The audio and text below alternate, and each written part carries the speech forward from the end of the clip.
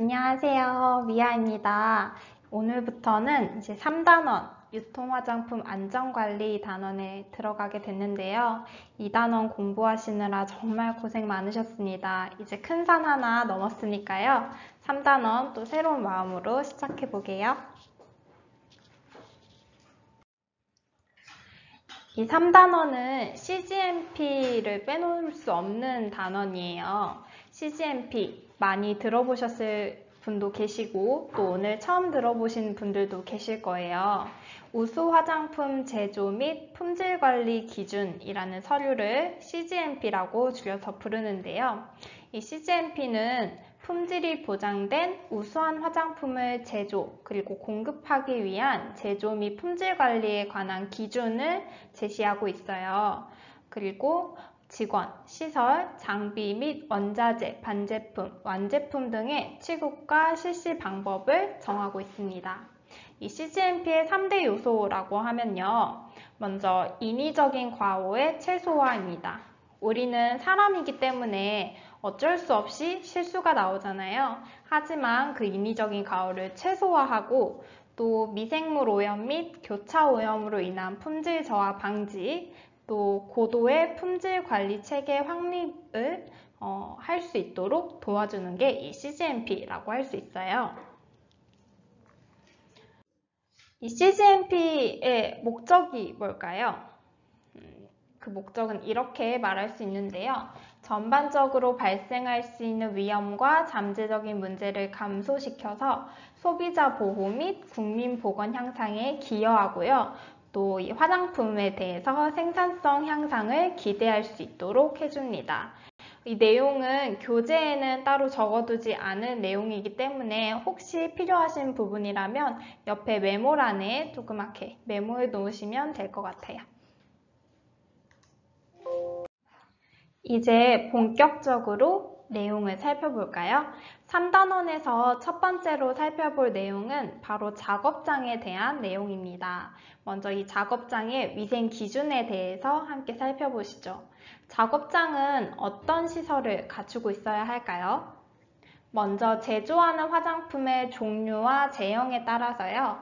구획되어 있고 그리고 구분되어 있어야 합니다. 왜냐하면 화장품 간에 교차 오염이 없어야 하기 때문이겠죠.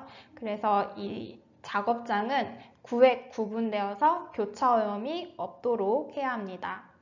그리고 바닥, 벽, 천장은 가능한 한 청소하기 쉽게 매끄러운 표면으로 되어 있어야 하고 소독제 등의 부식성에 대해서 저항력이 있어야 합니다.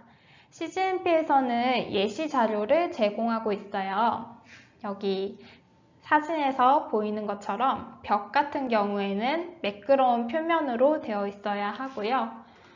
천장, 벽, 마감이 접하는 부분 있죠. 이 부분은 틈이 없고 먼지 등 이물질이 쌓이지 않도록 둥글게 처리되어 있어야 합니다. 보이시는 것처럼 라운드형으로 처리가 되어 있죠.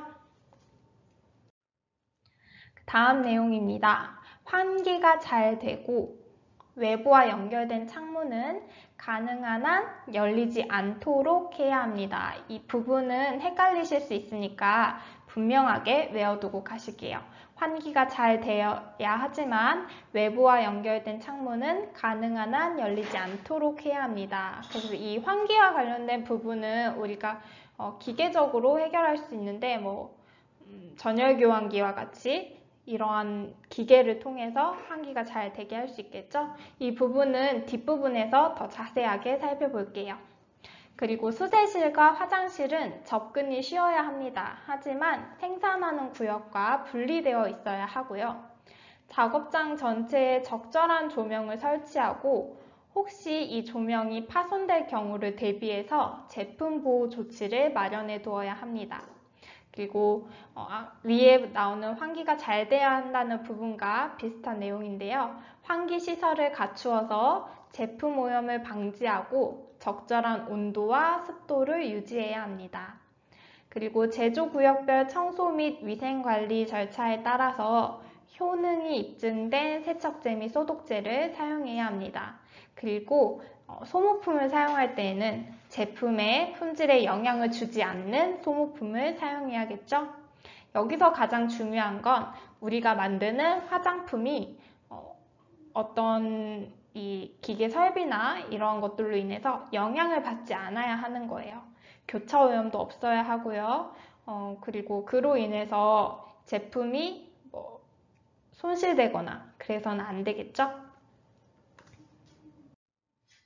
다음은 작업장의 위생 기준에 대해서 살펴볼 거예요.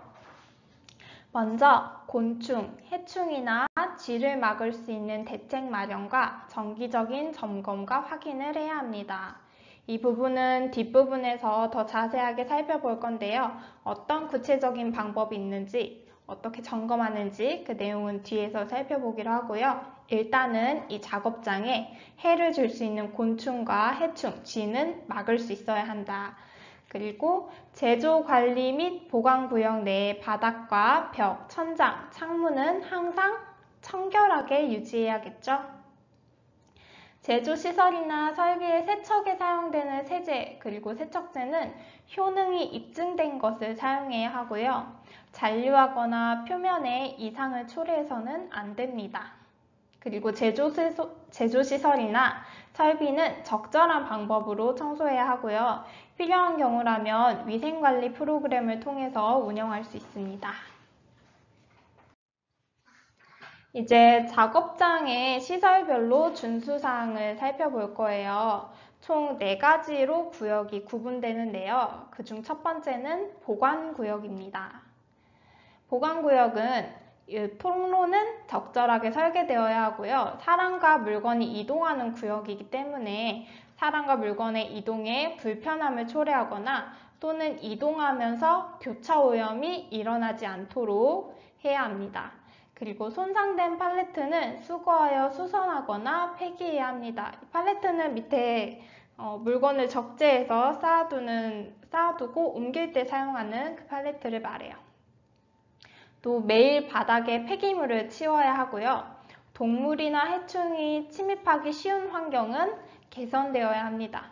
침입하지 못하도록 해야겠죠. 그리고 용기 등은 닫아서 깨끗하고 정돈된 방법으로 보관해야 합니다. 다음 구역은 원료 취급 구역입니다. 원료 보관소와 측량실은 구획되어 있어야 하고요. 또 엎지르거나 흘리는 것을 방지하고 즉각적으로 치우는 시스템과 절차들이 시행되어야 합니다. 그러니까 아까 보관구역에서도 그렇고 여기 원료 취급 구역에서도 그렇고 어지러운 환경이 되지 않도록 즉각적으로 치우는 게 필요하겠죠? 또 바닥은 깨끗하고 부스러기가 없는 상태를 유지해야 하고요. 모든 드럼의 윗부분은 이송 전 또는 측량구역에서 개봉 전에 검사하고 깨끗하게 해야 합니다. 그리고 실제 측량한 원료인 경우를 제외하고는 적합하게 뚜껑을 덮어 놓아야 하고요. 원료의 포장이 훼손된 경우라면 봉인하거나 즉시 별도의 저장소에 보관 후에 품질상의 처분 결정을 취해서 격리해 두어야 합니다.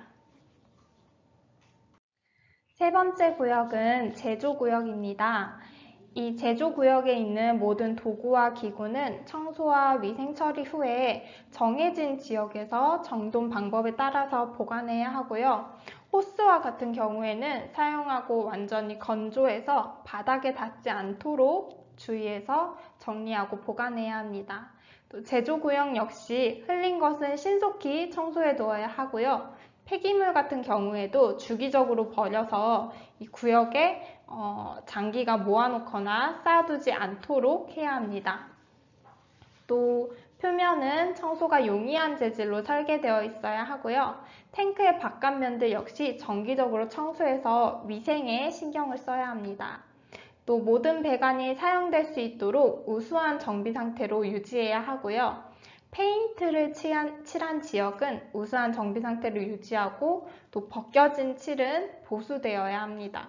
즉 우리가 육안으로 보기에도 깨끗해야 하지만 이러한 세부적인 부분들도 잘 관리할 수 있도록 노력해야겠죠?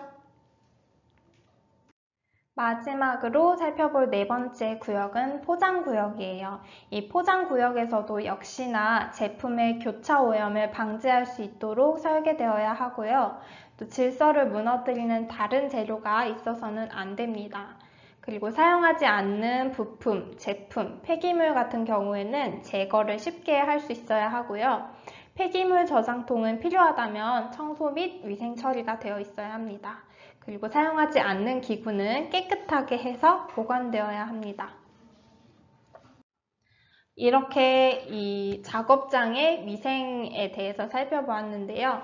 우리가 피부에 바르는 걸 만들기 때문에 우리 인체에 사용하는 거라서 특히나 위생에 굉장히 신경을 써야 합니다. 그걸 정리해 놓은 게 CGMP라고 할 수 있고요.